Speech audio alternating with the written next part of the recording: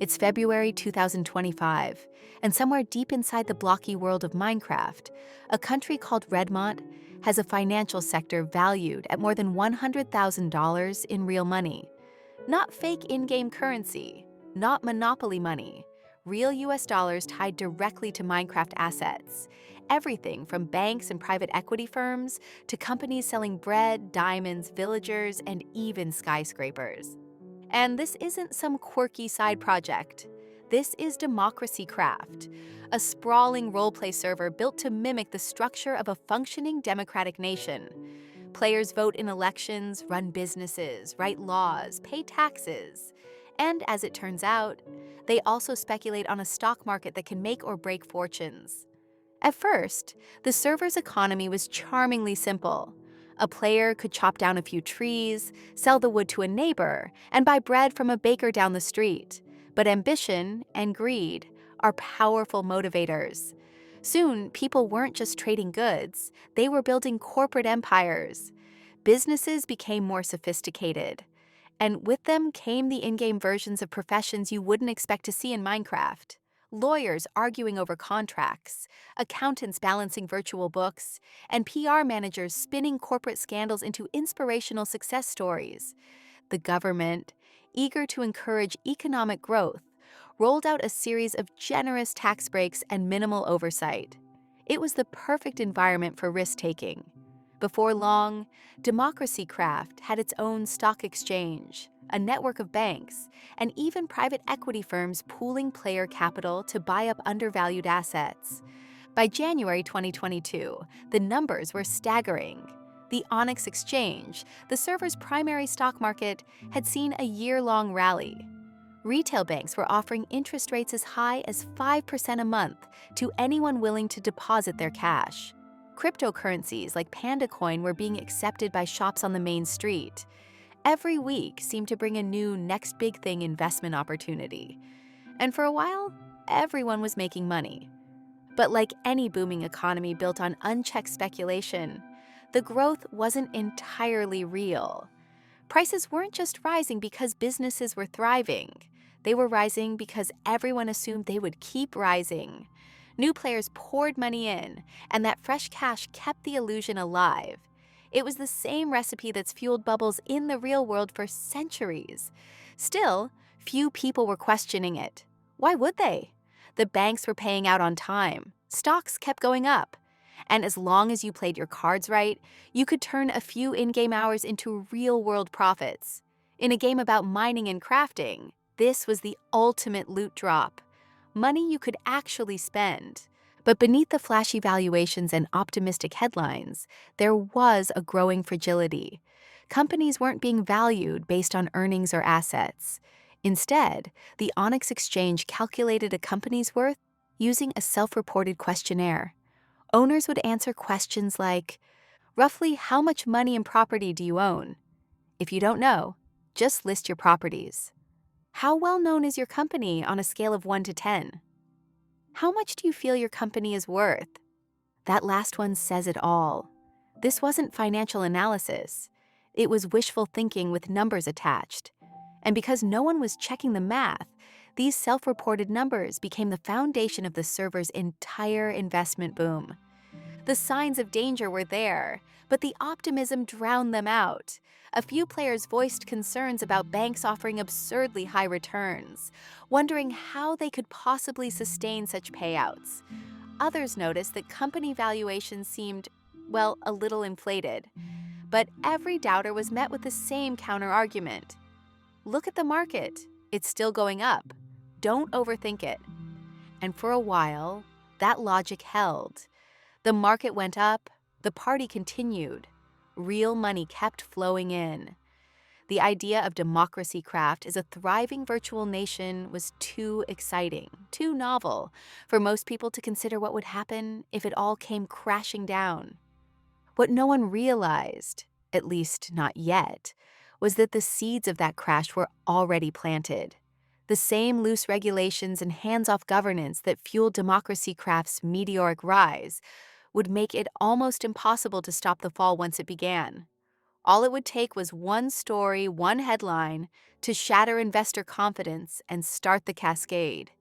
And that headline was about to hit, because on January 5th, 2022, the Democracy Daily, the server's own newspaper, was about to publish an investigation that would send the entire $10,000 Onyx Exchange into chaos.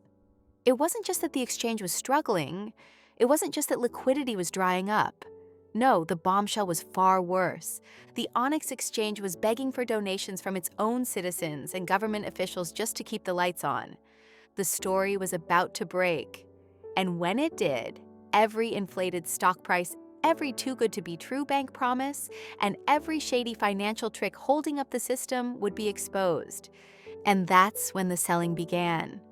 On the morning of January 5th, 2022, the Democracy Daily dropped the kind of bombshell that can flatten an entire market in minutes. The headline was simple but devastating. Onyx Exchange seeking donations to cover liquidity shortfall. It didn't sound like much to outsiders, but for anyone in DemocracyCraft, this was the equivalent of seeing the New York Stock Exchange pass around a tip jar. The message was clear. The exchange wasn't just in trouble, it was running out of money. Within hours, the shockwaves hit. Traders who had been happily holding their stocks the day before were now scrambling to unload them. Sell orders flooded in. Shares of banks, private equity firms, diamond dealers, real estate companies, even bread sellers. Everyone was trying to get out before it was too late. And it wasn't just stocks. Cryptocurrencies like Panda Coin, once a quirky but accepted form of payment on the server, were dumped in huge volumes. Players who had been speculating on property markets were suddenly liquidating their holdings to cover losses elsewhere. The panic wasn't contained, it was spreading. The problem wasn't only the bad news itself, it was how the market had been priced up until that point. In most functioning stock markets, a company's valuation reflects what people are actually willing to pay for its shares. But in DemocracyCraft, that's not how it worked. The Onyx Exchange's valuations weren't based on trades at all. Instead, they were based on self-reported data from the company owners themselves. Every week, each business owner filled out a form that asked a few suspiciously subjective questions. Roughly, how much money and property do you own? If you don't know, just list your properties. How well known is your company on a scale of 1 to 10? How much do you feel your company is worth? It was financial fantasy dressed up as official valuation. And for over a year, that fantasy had fueled a rally in which almost every listed stock seemed to be going up.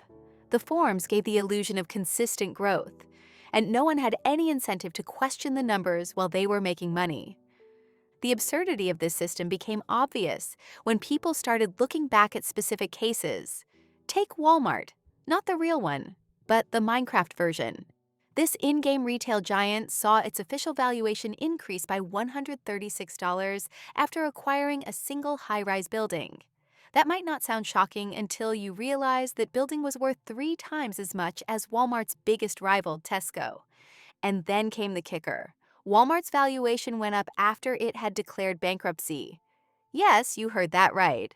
Walmart had been forced to shut down all its stores after a theft of $7 million, enough to make it insolvent, and publicly told shareholders it could no longer meet its financial obligations. In the real world, that's the end of the line. In DemocracyCraft, apparently, it was reason to bump up the stock price. These kinds of stories started circulating in the wake of the meltdown, fueling the panic. Investors realized they had been playing in a house of cards. If the exchange had been inflating company values this whole time, then the boom of the last year wasn't growth. It was make-believe. The sell-off accelerated. By midday, the Onyx Exchange's market cap was plummeting. The $10,000 valuation that had looked so impressive in December now seemed like a cruel joke. Players who had poured real money into the game were watching their virtual fortunes disintegrate. And the fear wasn't just about the stock market. The banks were in deep trouble too. One institution in particular, Hamilton City Bank, the largest bank on the server, was dangerously exposed. In its quest to pay depositors the wildly generous 5% monthly interest it had promised, Hamilton had made increasingly risky bets. One of those bets was a financial instrument called an Onyx-backed credit obligation, or OBCO. On paper, the OBCO was simple. The bank sold these obligations to investors, who would pay the bank weekly installments. In exchange, the bank promised to pay out big if the Onyx Exchange's market cap dropped by 2.6% or more. The further it dropped beyond that, the more the bank would have to pay. And now, the Onyx wasn't just dropping, it was in free fall. Within 48 hours, Hamilton City Bank had lost nearly $1,000, a massive sum in the server's economy. Rumors began swirling that the bank wouldn't be able to honor withdrawals. People started lining up, virtually of course, to get their money out while they still could. It was the classic ingredients of a financial crisis, a market built on inflated valuations. Banks leveraged to the edge, investors stampeding for the exits. But there was one person who wasn't panicking: Thritystone, the finance minister of DemocracyCraft. He saw exactly what was happening, and he knew that if the government didn't intervene immediately, the collapse of the Onyx Exchange could spiral into the kind of financial disaster the server had never seen, a Minecraft version of Lehman Brothers. Thritystone wasn't just preparing a rescue plan. He was preparing to rewrite the rules of the game. And his first move was about to be one of the most controversial in DemocracyCraft's history. While most of DemocracyCraft's investors were glued to their screens, watching the Onyx Exchange bleed out in real time, Finance Minister Thritystone was already moving. To him, this wasn't just a market correction. It was a slow-motion detonation that could take out the entire $100,000 financial sector. If the Onyx collapsed, it wouldn't just wipe out stockholders. It would drag down the banks, destroy business investments, and obliterate public trust in the server's economy. The panic would spread to every corner of Redmont's financial life, and Thritystone had no intention of letting that happen on his watch.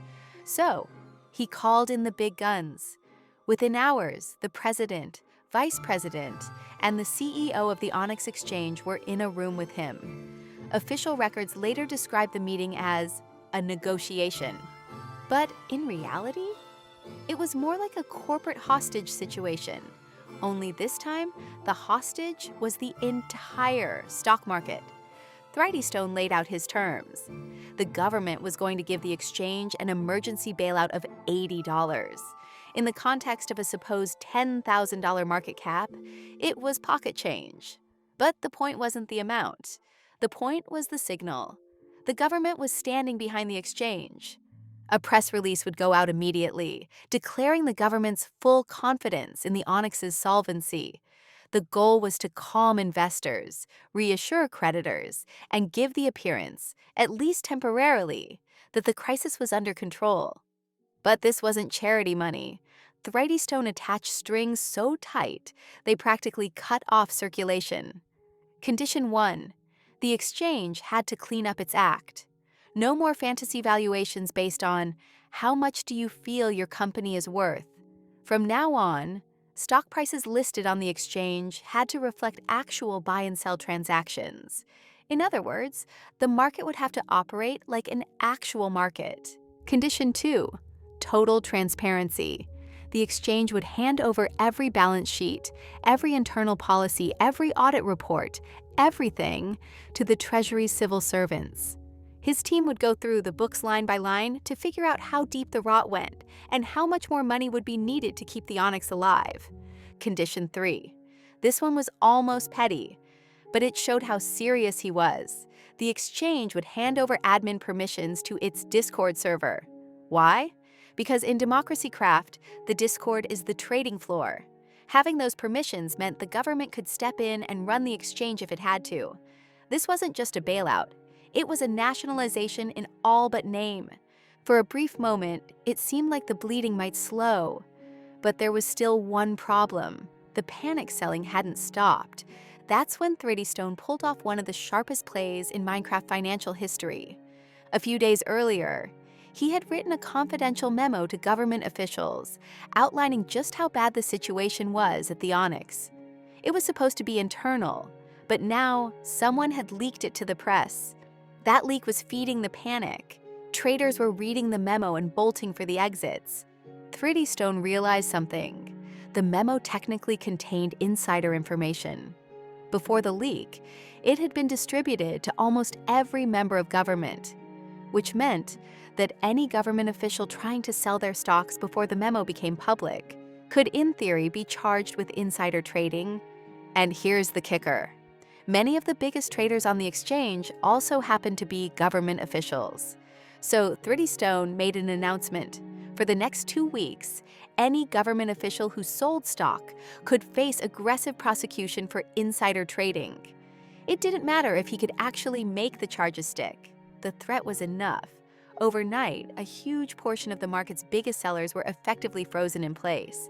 In Wall Street terms, he had just triggered a 2-week circuit breaker, without passing a single law, without a vote, and without any official authority to do it.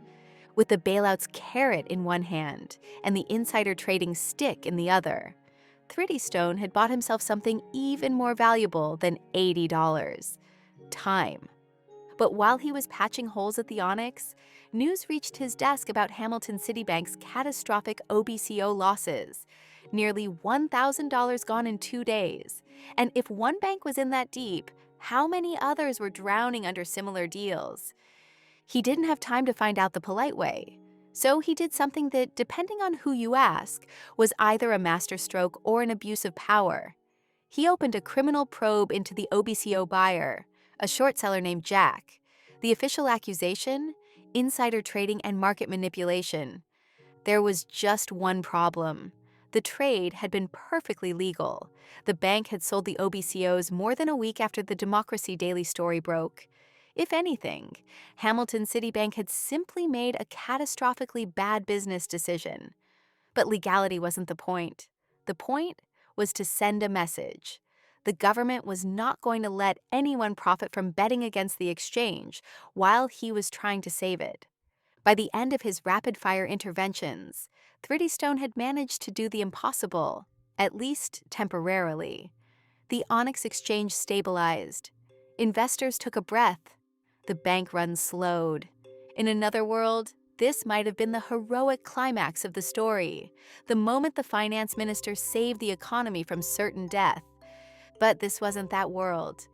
And Thritystone was about to find out that saving an economy doesn't mean saving your career. Because while the market was cooling off, a much nastier storm was brewing in the halls of Congress. If Thritystone expected a victory lap for stopping the financial freefall, he was about to be sorely disappointed. The ink on the bailout agreement wasn't even dry before the media began rewriting the story, and not in his favor. The initial headlines weren't about how the government had prevented a total collapse. They were about the $80 bailout itself. And in the fevered imaginations of the server's political press, bailout quickly morphed into misappropriation of public funds, which morphed again into stealing taxpayer money.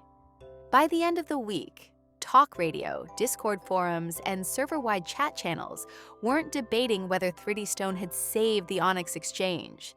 They were arguing over how deep his corruption ran, rigging bids, fixing prices, distorting market competition, committing fraud, engaging in backroom deals. The accusations multiplied faster than he could refute them. And in a server where political theater was half the entertainment, the opposition smelled blood. Members of Congress didn't wait for the dust to settle. They called Thritystone to appear before a House Select Committee to explain his actions. It was billed as a hearing, a chance for him to lay out exactly what he'd done and why. But in reality, it was a trap. He walked in expecting a commission of inquiry. What he got was a political ambush.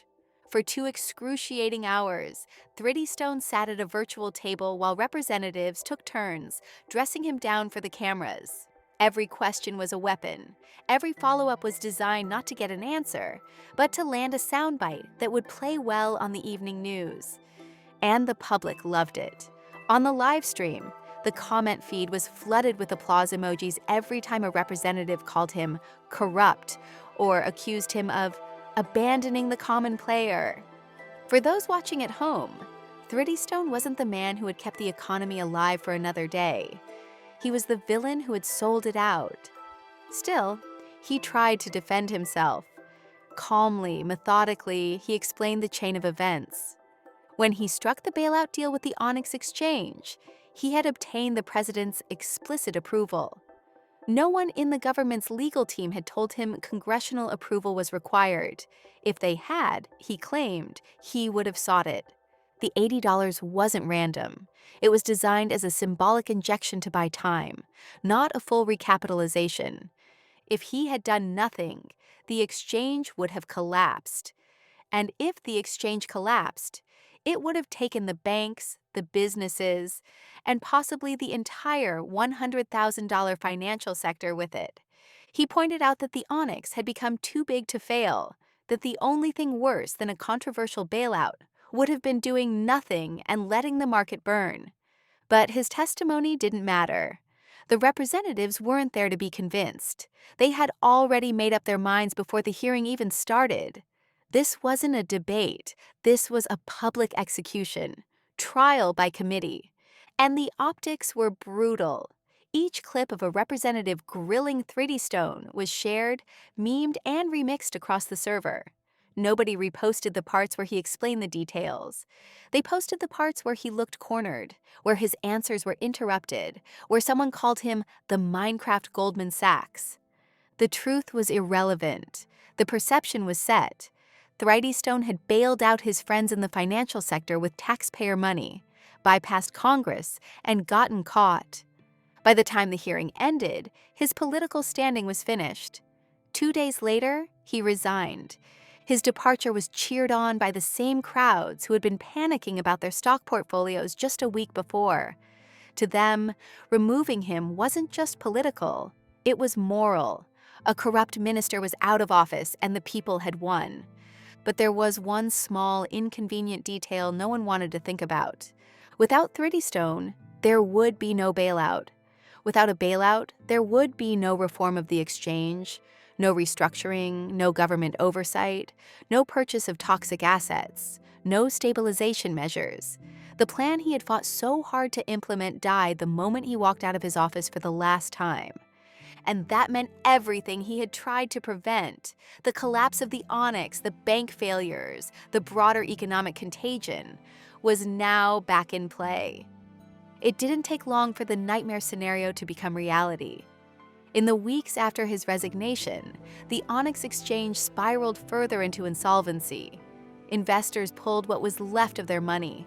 The banks that had been teetering on the edge finally fell. Businesses went under. The financial sector of DemocracyCraft entered its worst crisis in history. It would later be called the 2022 financial crisis, and the chaos that followed would lead to a sweeping wave of legislation designed to make sure it never happened again. On paper, the reforms sounded tough.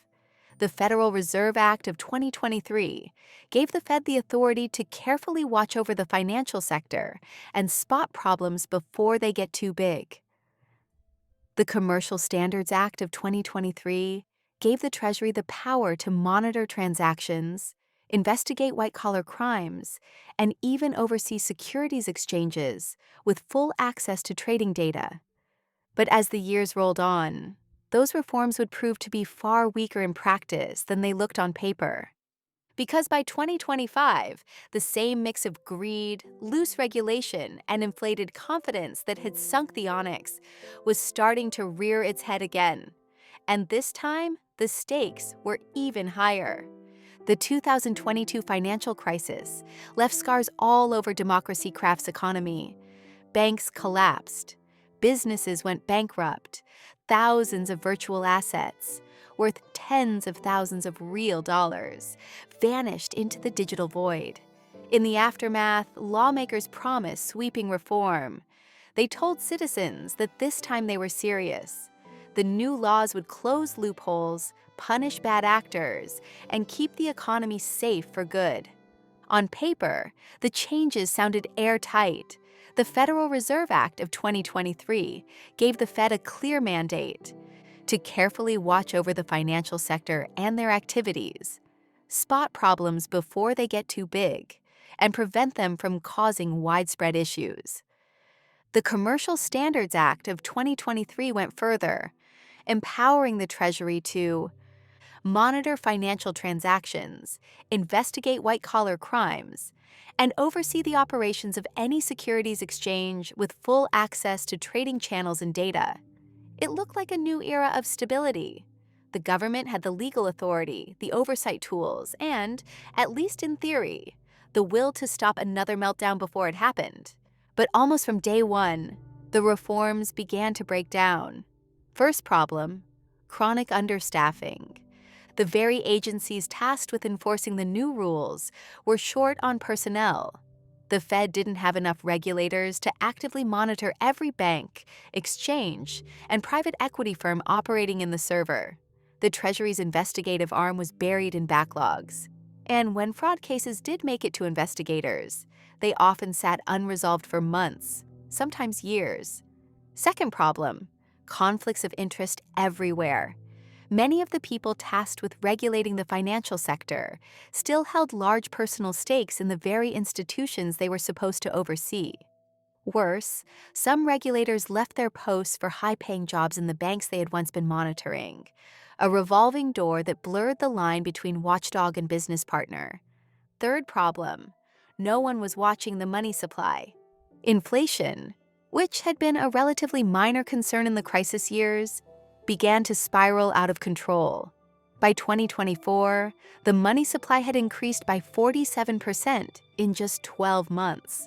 A March 2024 report concluded that currency was being printed at a significantly faster rate than the growth of goods and services on the server.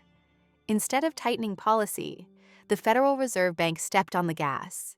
In the second half of 2024 alone, it printed $800 in stimulus checks, $4,000 in new banknotes, $10,000 in short-term bonds paying 5% interest per month.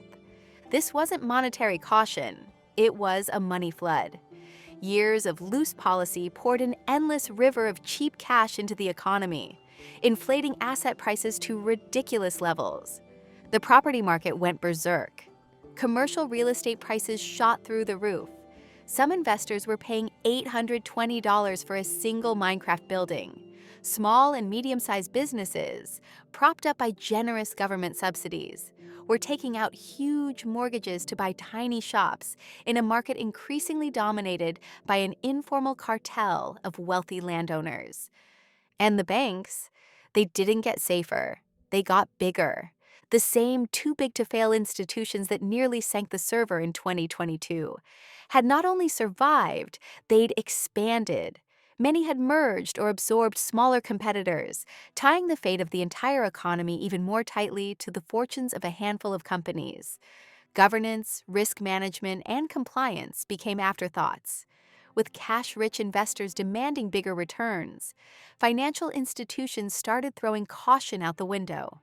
Risky bets, speculative trades, and barely legal investment schemes became the norm again. The cracks were showing. Bankruptcies began ticking upward across the financial sector, but no single collapse had yet triggered full-blown panic. Still, every investor knew there was one domino they were all watching, one institution so big, so connected, that if it fell, it could drag the whole economy into the abyss. That domino was Vanguard National Bank. With a $33,000 valuation, Vanguard wasn't just another big player. It was a multinational giant with branches and deals across multiple Minecraft servers. Its name carried weight. But inside the financial world, its reputation was toxic. Over the past year, Vanguard had been hit by scandal after scandal. Customer withdrawals taking weeks, even months to process. Allegations of nearly $6,000 in illicit money being laundered through its currency exchange. Tax probes in multiple jurisdictions, including accusations of evading $300 plus in taxes in just 3 months. A business model increasingly compared to a casino. letting players place massive bets on the price of real-world stocks and assets in any quantity they desired. But none of those risks compared to its biggest gamble, the Forex market. Vanguard had made the fateful decision to set a fixed exchange rate 10 DemocracyCraft dollars for every CityRP dollar. It sounded stable, predictable even. But to currency traders, it was a flashing red target. The DC dollar, they argued, was cheap, overinflated, and a cluster of bad monetary policy, just waiting to collapse. The fixed rate was artificially propping it up. So short sellers moved in for the kill. By mid-February 2025, they had dumped $4,700 worth of DC dollars into the market, betting Vanguard would be forced to break the peg, suspend the Forex market, or collapse trying to defend it. Vanguard's only hope? Foreign cash, lots of it, fast. In other words, a bailout from outside DemocracyCraft. And that's when everyone realized the most important decision about DC's economy wouldn't be made in Redmont. It would be made in Azalea's finance ministry. By early 2025, Vanguard National Bank had become the single most important and most dangerous player in DemocracyCraft's economy. Its $33,000 valuation wasn't just a number on a spreadsheet. It represented a sprawling network of loans, deposits, and investments spread across multiple servers. Entire industries in Redmont depended on it for credit. And now, it was being squeezed from both ends. On one side, there were the short sellers, a growing army of traders who smelled blood in the water. They saw Vanguard's fixed exchange rate of 10 DemocracyCraft dollars to 1 CityRP dollar as a house of cards. In their view, the DC dollar was already overvalued, kept alive only by wishful thinking and reckless money printing. If Vanguard tried to maintain the peg, it would have to burn through massive reserves of foreign currency, reserves it simply didn't have. If it broke the peg, the DC dollar would tank overnight, wiping out savings and triggering mass withdrawals. So the shorts did what shorts do best. They went on the attack. By mid-February 2025, they had dumped $4,700 worth of DC dollars on the market, betting Vanguard couldn't hold the line. And they weren't slowing down. Every day, more virtual cash flowed out of DemocracyCraft and into offshore accounts in other servers, safely beyond Redmont's reach. On the other side, there was the regulatory paralysis. The very agencies meant to safeguard the economy were now standing still. The central bank could intervene, but printing more money would risk hyperinflation and further weaken the currency. The Treasury could step in, but it didn't have the reserves to cover a bank this size. In a bitter twist of irony, DemocracyCraft's financial institutions had grown so massive that they now dwarf the government itself. Vanguard alone could gamble away in a single night of high-stakes poker twice the amount the Treasury held in total reserves just a month earlier. The balance of power had flipped completely. The bankers were bigger than the state. Inside Vanguard's executive suite, the mood was desperate.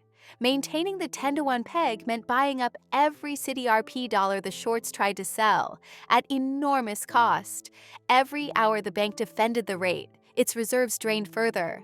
Every hour it didn't, the market's confidence eroded. It was a death spiral in slow motion. By now, everyone in the financial world knew the truth. Vanguard's only way out was foreign cash. And a lot of it. Not loans from domestic banks, not creative accounting, not a quick capital raise from its shareholders. It needed an outside government to step in and inject hard currency into its reserves, which is how the fate of DemocracyCraft's $100,000 economy ended up in the hands of Azalea's finance ministry. Azalea, another major Minecraft server with its own bustling economy, had the foreign reserves and political stability to pull off such a bailout. If they stepped in, it would send a powerful signal to the markets that Vanguard, and by extension, the DC dollar, was backed by a credible foreign guarantor. It would crush the shorts overnight. But if they said no, the fall would be swift. The shorts were already accelerating their moves, sensing that time was on their side. Offshore wallets were filling up with money-fleeing DemocracyCraft. Wealthy players were quietly liquidating their positions in DC-based companies, trading real estate for assets in other servers. Even some government officials were rumored to be shifting their personal holdings abroad, not because they were sure of collapse, but because they didn't want to be the last ones holding DC currency when the music stopped. Meanwhile, the public was starting to panic. Depositors at Vanguard branches reported long delays withdrawing funds. Shop owners complained that suppliers and other servers were refusing to accept DC dollars. Prices on imported goods spiked as foreign sellers demanded payment in alternative currencies. The crisis was no longer confined to the trading floors. It was creeping into everyday life in Redmont. The Fed, trapped in its lose-lose dilemma, watched helplessly. Printing more money might buy Vanguard time, but it would also supercharge inflation in an already overheated economy. Doing nothing might preserve what little currency stability remained, but it risked letting the bank collapse entirely. Either move could trigger the Minecraft equivalent of a global financial crisis, spreading contagion to any server connected to DC's markets. Inside Azalea's finance ministry, the calculus was equally grim. On one hand, bailing out a foreign bank could cement Azalea's reputation as the financial anchor of the Minecraft world. On the other, it could drag them into a mess of Redmont's own making, a mess of loose regulation, speculative excess, and years of ignored warnings. By the final week of February, the situation had reached a razor's edge. The Forex market was still open, the peg was still in place, but no one could say for how long. And that's when traders began whispering a phrase that sent shivers down the spines of DemocracyCraft's bankers. This is going to be our Lehman moment. Because if Vanguard fell, it wouldn't just take down the DC dollar. It would pull the entire $100,000 financial industry into the abyss. Banks, businesses, and possibly every player with a stake in Redmont's once booming economy. Whether the rescue came, or whether it was already too late, was a question only Azalea could answer. And until they did, the clock was ticking. By the last days of February 2025, Redmont felt like it was holding its breath. The markets were jittery. The Forex desks were tense. Every rumor, every hint about Vanguard National Bank's reserves could send the DC dollar lurching up or down in seconds. Traders weren't asking if something was going to break. They were asking when. The mood in the streets mirrored the mood in the markets. Small shop owners quietly hiked prices on imported goods, unsure if they'd even be able to restock next month. Landlords started demanding rent in foreign currencies, not out of greed, but because they feared the DC dollar would be worth less tomorrow than it was today.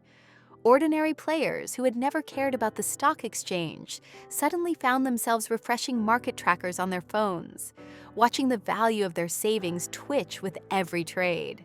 Inside Vanguard's headquarters, the executives were exhausted. For weeks, they had been burning through reserves to hold the 10-to-1 peg. Every city RP dollar the shorts threw at them had to be bought, and the pile of foreign currency was getting thinner by the day. One senior trader described it like this: "We're standing on the shore, bailing water out of a sinking boat with a teacup, and the tide is coming in."